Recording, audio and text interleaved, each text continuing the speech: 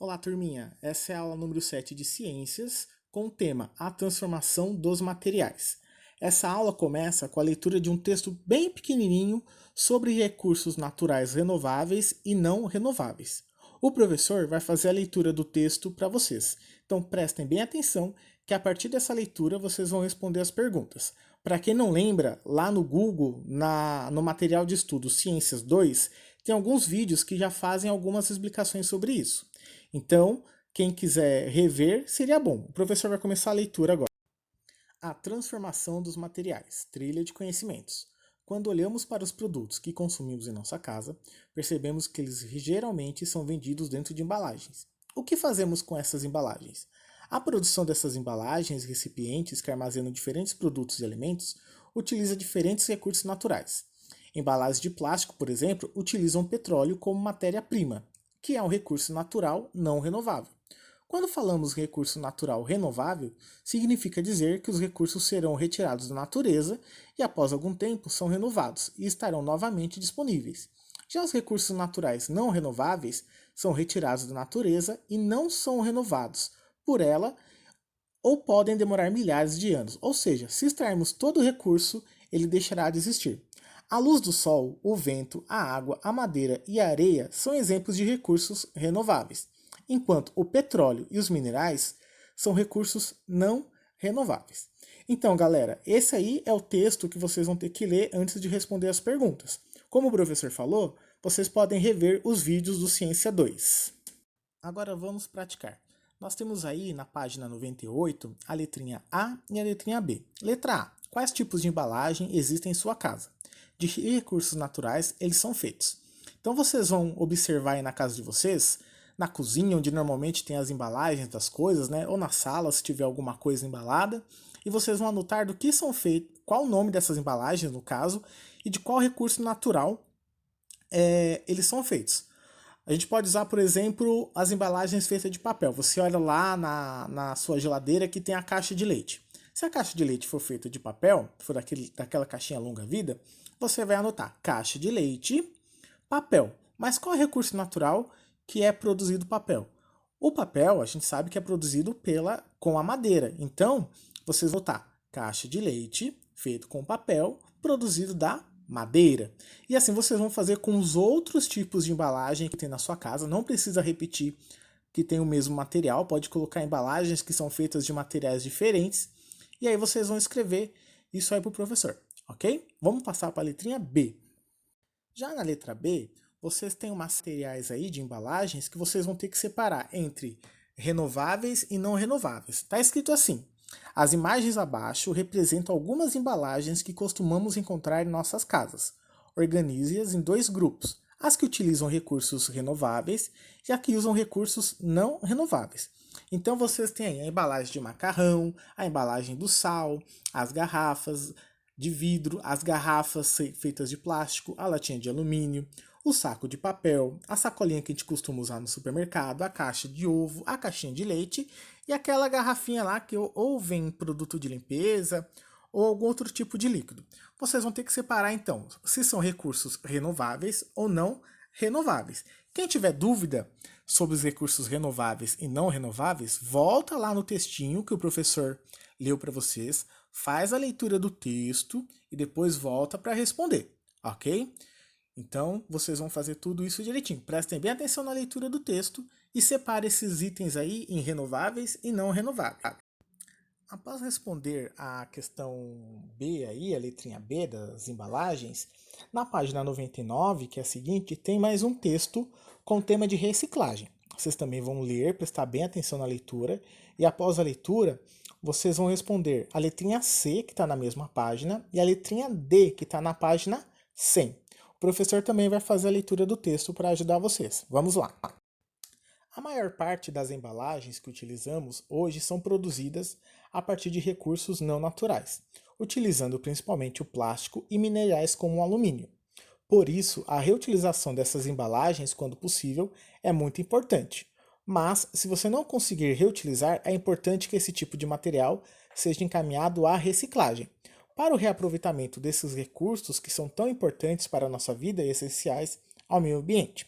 Vamos olhar para o ciclo de reciclagem do vidro, que é um exemplo de material produzido a partir da areia em recurso renovável. Então aí vocês têm uma imagem aí do ciclo infinito.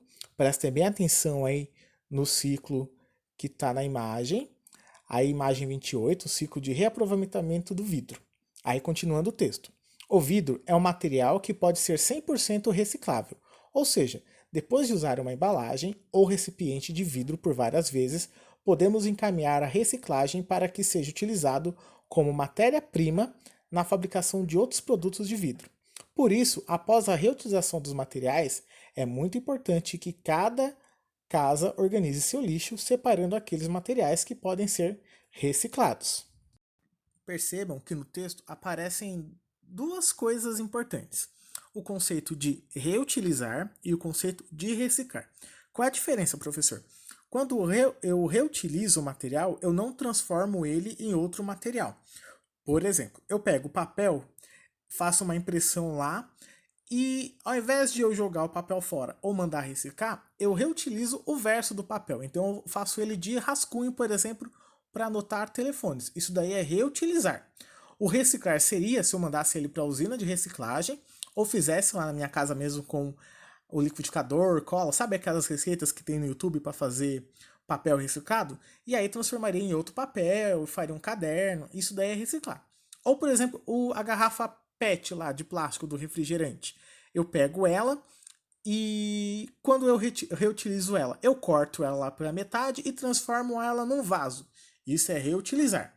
Quando é que eu reciclo a garrafa PET? Quando eu mando para a usina de reciclagem ou para uma fábrica que usa o PET, né, que é um tipo de plástico, e eles transformam esse plástico em outros produtos. Deixa de ser garrafa, é reutilizado o PET, que é um tipo de plástico, e aí é feito outro produto. Aí eu reciclo.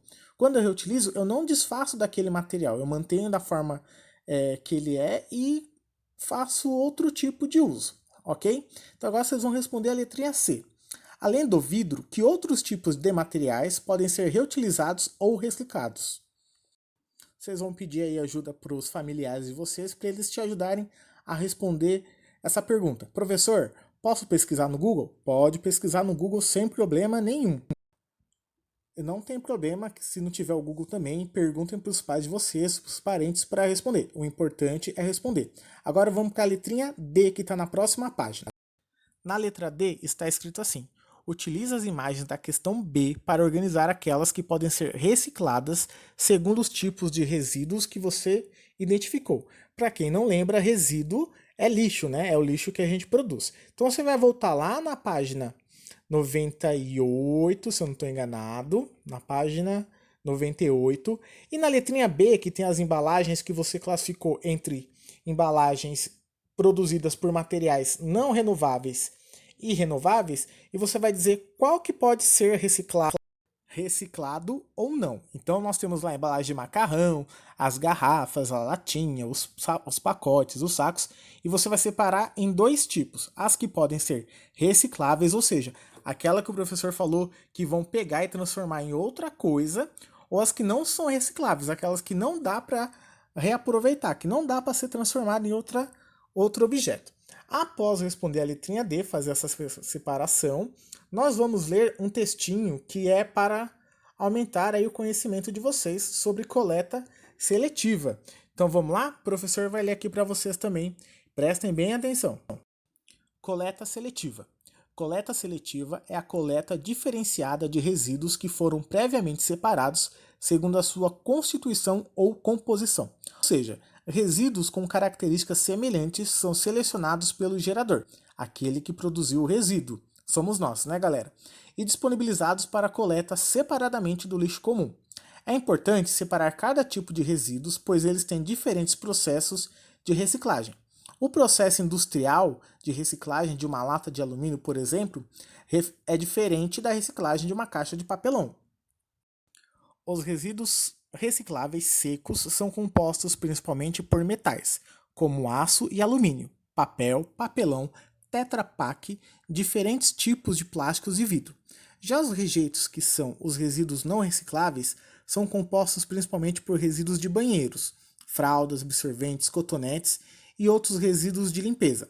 Há, no entanto, uma outra parte importante dos resíduos, que são os resíduos orgânicos, que consistem em restos de alimentos e resíduos de jardim, folhas secas, podas.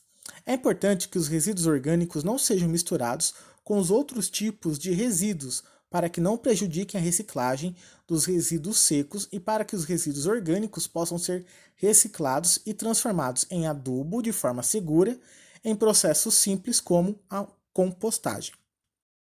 Então, galerinha, essa foi a aula número 7 de Ciências. Eu espero que vocês prestem bem atenção na realização das atividades e continuem firmes e fortes aí estudando. Logo, logo estaremos na escola juntos mais uma vez. Grande abraço!